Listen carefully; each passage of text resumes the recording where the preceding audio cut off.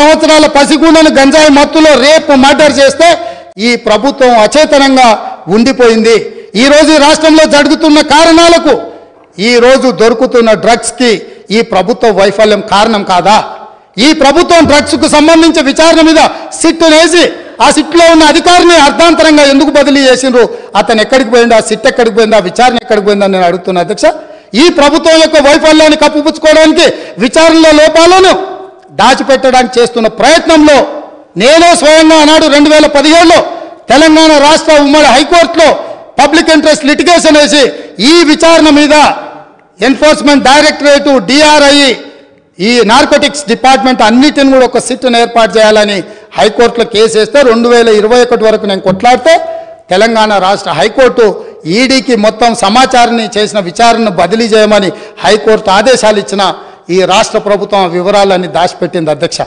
ఆనాడు డ్రగ్స్లో ఏవైతే టెలిఫోన్లు కానీ, కంప్యూటర్స్ కానీ, ల్యాప్టాప్లు కానీ ఇతర సీజ్ చేసిన ఎక్విప్మెంట్, ఎలక్ట్రానిక్ ఎక్విప్మెంట్ ఏది కూడా ఈరోజు వాళ్ళు ఫోరెన్సిక్ ల్యాబ్కు పంపించలేదు. వాటి మీద సరైన విచారణ జరగలేదు. ఆ వివరాలన్నీ కూడా ఈడీ అడిగితే ఇవ్వకపోతే ఈడీ డిపార్ట్మెంట్ తెలంగాణ ప్రభుత్వం మీద contempt of court case file చేసింది అధ్యక్ష. నేను అడుగుతున్న అధ్యక్ష మీ ద్వారా ప్రతిపక్షాన్ని, ఈ రాష్ట్రాన్ని పంజాబ్ రాష్ట్రాన్ని మీరు చూసిరు. పంజాబ్ రాష్ట్రాన్ని ఈరోజు డ్రగ్స్ మహమ్మారి పట్టి పీడించడంతో ఈరోజు గ్రామాలల్లో పేద మహిళలు, ధనవంతులు శ్రీమంతులు కాదు, పేదలు భార్య తల్లి కూలికి పోయి సంపాదించిన డబ్బులో భర్తలనో సోదరులనో ఇవాళ డ్రగ్స్కి అలవాటు పడి బాధపడుతుంటే వాళ్ళకు అందులో సంపాదించిన కొంత డబ్బు పెట్టి డ్రగ్స్ కొని ఇచ్చే పరిస్థితి వచ్చింది. ఈ పరిస్థితి పంజాబ్ రాష్ట్రంలో పంజాబ్ రాష్ట్రాన్ని నిర్వీర్యం చేసింది అధ్యక్ష. పంజాబ్లో యంగ్ విడోస్ చిన్న వయసులోనే, పిన్న వయసులోనే మహిళలు వితంతువులుగా మారుతుంటే డ్రగ్స్ బారిన పడి ఈరోజు చావులను మనం కల్లారో చూస్తుంటే, రాష్ట్రమే నిర్వీర్యం అయిపోతుంటే, యువత డ్రగ్స్ బారిలో పడి చచ్చిపోతుంటే తెలంగాణ రాష్ట్రంలో పూర్తిగా కూకటి వేళ్లతో పెకిలించి వేయాల్సిన ఈ డ్రగ్స్ మహమ్మారి విషయంలో ఎందుకు విచారణలో ఈ ప్రభుత్వం ఆనాడు జాప్యం వహించింది? ఎందుకు నిర్లక్ష్యం వహించింది? ఎందుకు దీని మీద చర్యలు తీసుకోవడానికి నార్కోటిక్ డిపార్ట్మెంట్కు, DRI డిపార్ట్మెంట్కు, ఈడీ డిపార్ట్మెంట్కు ఎందుకు సంపూర్ణమైన సమాచారాన్ని ఇవ్వలేదని నేను అడుగుతున్నా అధ్యక్ష.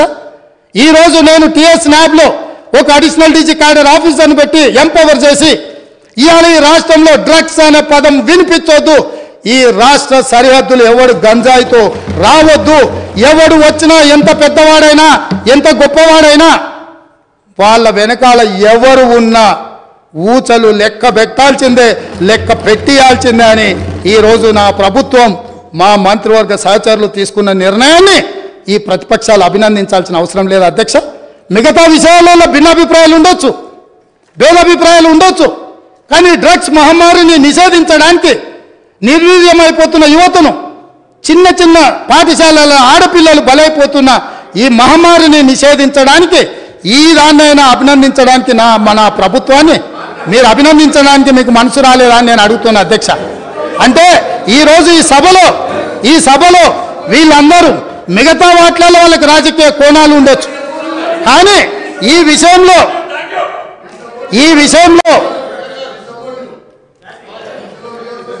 రన్నింగ్ కామెంట్ చేయకండి దయచేసి ప్లీజ్.